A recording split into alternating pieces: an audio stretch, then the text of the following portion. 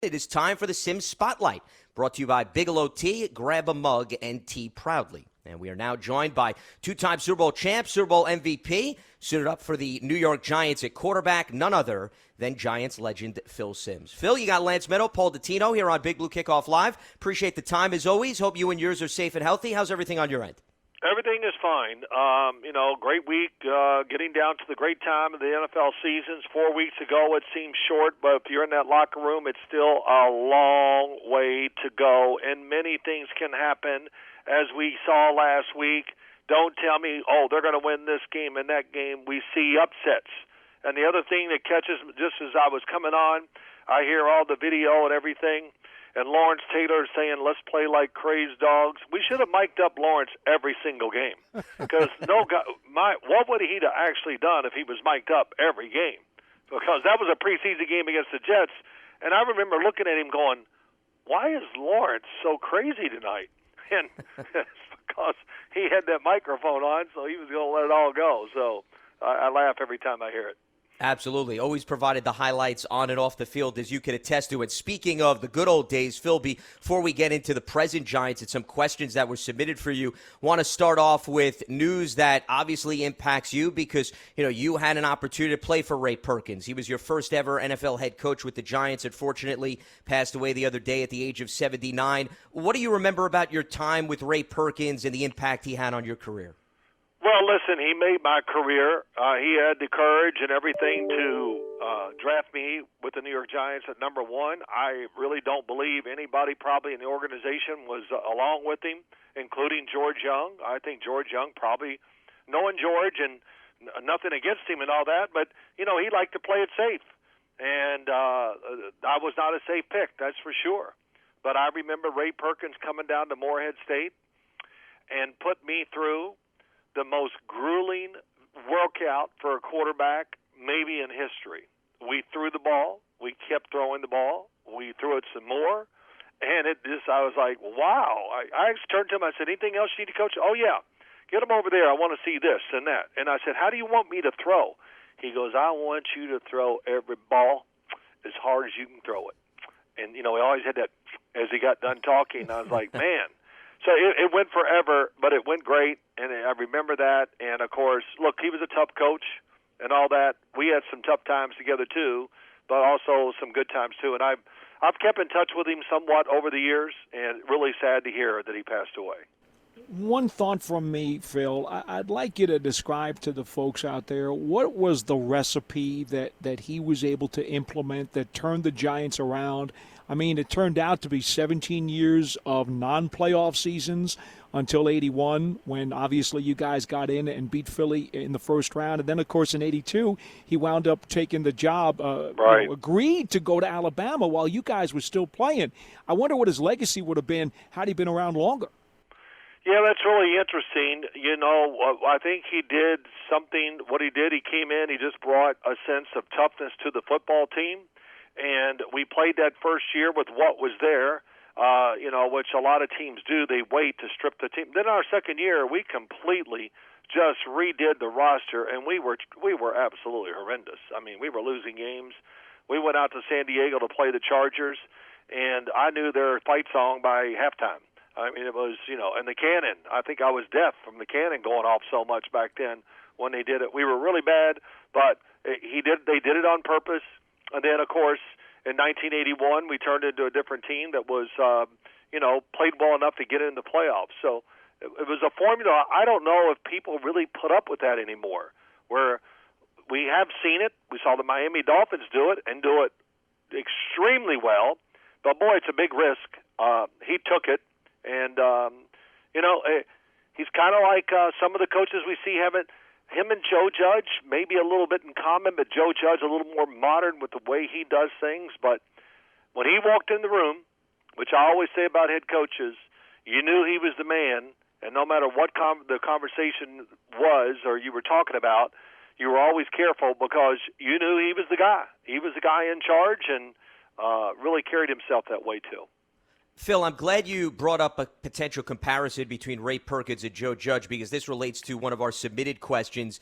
Based on what you're seeing over the last few weeks in terms of how this current Giants team is developing, somebody asked, based on your experience once Bill Parcells took over, how that team developed, do you see comparisons between what Parcells did for your team compared to what Judge is now doing for the current Giants? Well, I definitely do in the second year of Bill Parcells' reign with the Giants. And he said, if I survive this Sims after our first year, which was really bad, he goes, we're going to do things my way. And, we went to training camp with really basically a different team. We were different in lots of ways. And it was Bill Parcells turned into Bill Parcells. And, that's what it took. The first year he had too many veterans that he's probably close to. He'd coached the defensive side. And he, probably, well, this is how coaches are supposed to act. And he just turned into a different person the second year. And of course, it worked great. I see similarities with Joe Judge. I loved it. And I fought back against it. I laugh at all these things and all these ex-players and people on TV. Well, today's player, you just can't treat them a certain way. Well, what are they? China dolls? I mean, were you scared to hurt their feeling and things like that? And Joe Judge making guys take laps, that was a big deal. Guys come on TV, this is crazy. He's going to lose the team. And it just went on. It's nonsense. That's what it is. It's total nonsense.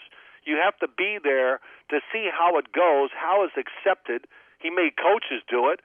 He dove in the mud one day. He wore a dang Ole Miss jersey because of Evan Ingram, because they beat Mississippi State, all these things. So he has blended both the new era with the old era, where when he walks in, we know he's the man.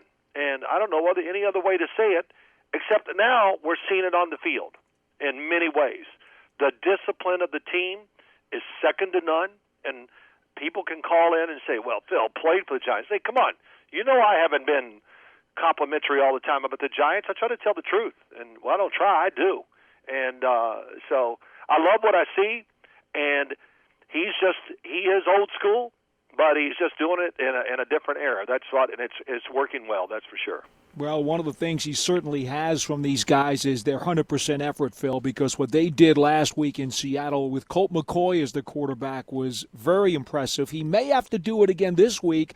Don't know if it's going to be McCoy or Daniel Jones. So let me just ask you this about Jones with this hamstring situation. As somebody who is very much in tune to the scientific elements of playing quarterback, in your mind, what are the things that you would want Daniel Jones to be able to do? Coach has said he wants him to be able to defend himself and play the position safely.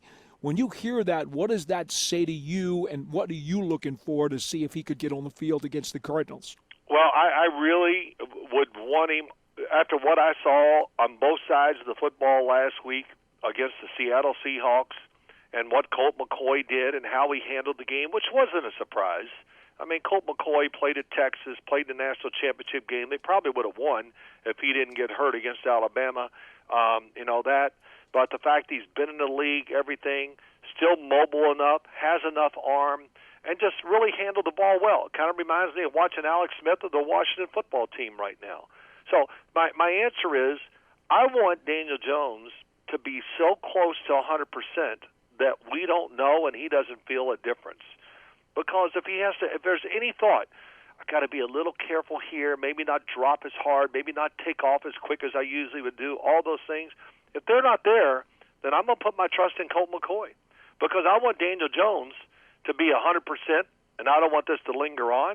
And that's just my feelings. And, he's really getting better since the last time I talked to you guys.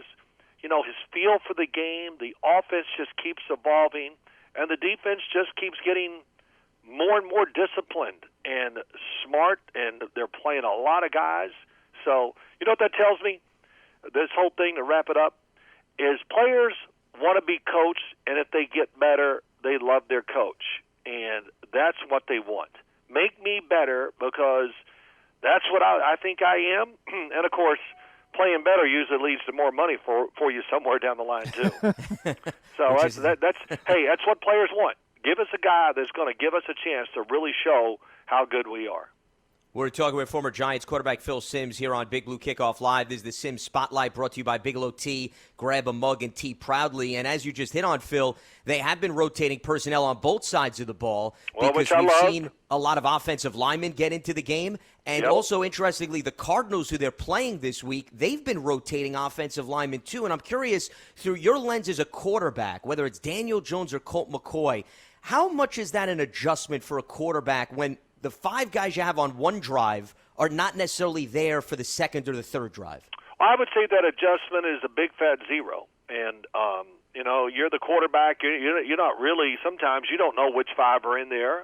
My last year with the New York Giants, Dan Reeves, we rotated centers, Brian Williams and Bart Oates. And I thought, oh, man, this is crazy, the snap. And I'm just going on and on. In my mind, I don't say anything like I disagree with this.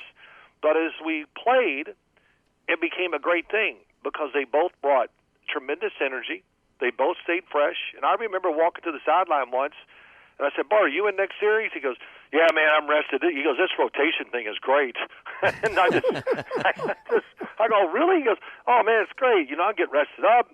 I'm ready to go again. And, Brian Williams had a personality that was really awesome, kind of an alpha male. Both of them were. I could say anything to Brian Williams and Bart Oates.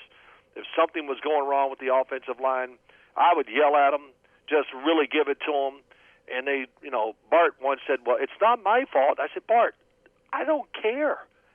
You got to straighten it out. I don't care. Just straighten it out. It's your job. That's not my job. I don't have time. I'm just going to tell you to straighten it out.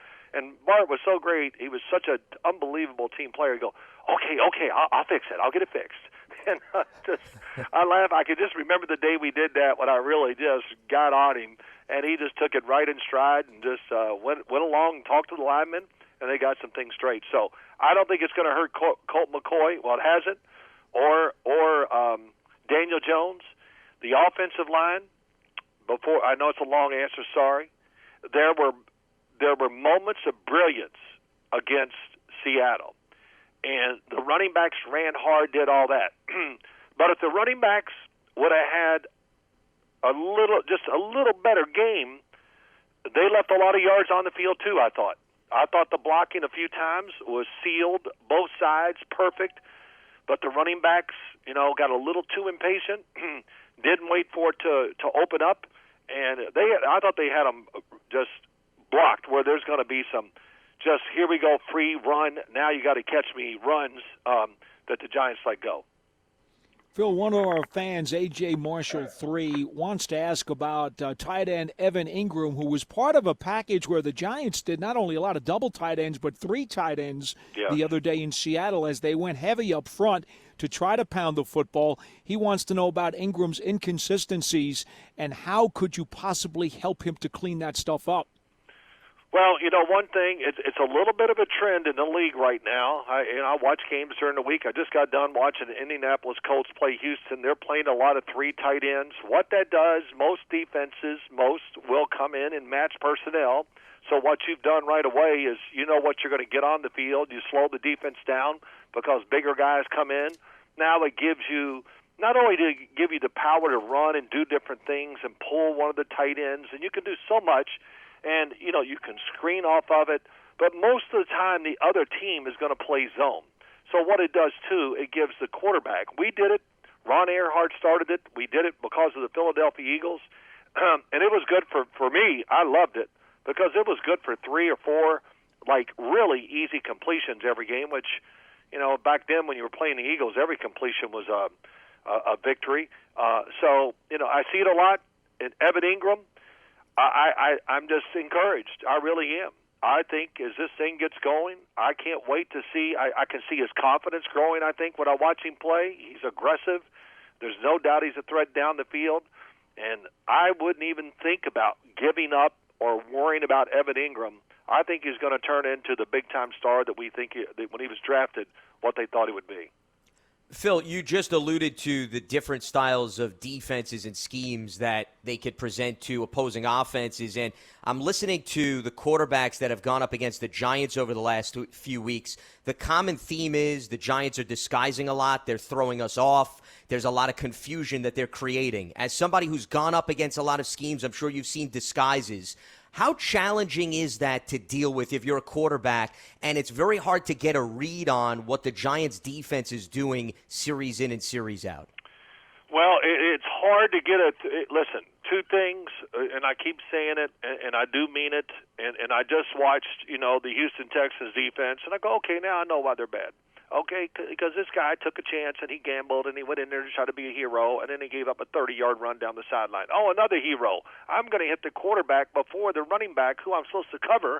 I let him go because touchdown, Jonathan Taylor down the field. I mean, so the Giants don't make those mistakes. I think the fact that so many young guys are now in and out and players keep changing on the defensive side, that's going to be confusing. Yes, great movement at the snap by a lot of guys, all that. When I look at it, I know they're confused maybe by some of the personnel. I don't see the Giants being anything like the Kansas City Chiefs or the Miami Dolphins, where they might put all 11 guys within 1 or 2 yards of the line of scrimmage. The Giants are not doing that. They're playing very sound. They're going to make you earn everything. And, just all the young players, the defensive line, Leonard Williams, Dalvin Tomlinson, just so many guys are playing so much better. And I got to admit, this week watching them play Seattle, I had to get out my depth chart and start looking, going, who in the heck is this? And, so many guys come in. And here's the last thing, is I'm really big in this. I like the look of the team. They look big on defense, which they are. They're big on the offensive line now and versatile and more athletic. Shane Lemieux, I know you guys talk about him all the time. I went through and watched. I have a machine, which is really great, that I could just type in his name and just watch him play. And him, Nick Gates at center, all of it, just how well it's working. And this changing of offensive linemen, I've seen it done many times in the league. Of course, Joe Judge, who did he learn it from? Oh, that's right. Bill Belichick used to do it when they were winning Super Bowls. He'd be rotating offensive linemen. I'd be doing the game going, hey, Jim, don't even talk about it. We can't keep up with it. So let's just do the overall what's going on here. But you know what it does? Keeps guys fresh, keeps them motivated to keep practicing hard to earn the reps, and, of course, motivates them when they're in the game to play well, to make sure they get their reps the following week. So I think it's a great strategy. It's making the team better, and it's working great. Final one for me, Phil. I know we're kind of running out of time here. The Giants faced Russell Wilson and, of course, Metcalf, the big monster receiver in Seattle last week. It's Kyler Murray this week. It's DeAndre Hopkins also. There are so many people who want to compare the Cardinals and Seahawks offenses. Do you think that that's justified? And what philosophical approach would you take against this Cardinals offense this week? Would Bradbury, for example, have to shadow Hopkins if you were the defensive coordinator? Well, he could. I don't know. The big thing about that, what they did last week who played Seattle last week? I'm drawing a blank. Giants. Well, you guys. Oh, what am I talking about? That's so many games in my mind. But what they did, they just didn't let him go deep down the field. That's the big get the team rolling kind of thing. And they played it safe. The differences in the games is two things. One, Russell Wilson, he was afraid to pull the trigger because, he wants man-to-man coverage all the time. That makes it easy for him because he picks a guy, he throws it to him. When he sees the zone, he likes to look quick, and if the first little thing is not open, he ducks and kind of crouches and looks for a running lane, which was not there like it used to be in the past. Not only that, Russell Wilson is not the danger to run the football now like he was 3 years ago. So that really hurt him, and I've seen that for now 3 straight weeks, or maybe 4 with the Seattle Seahawks, that they're being so careful on the offensive side, trying to win it close.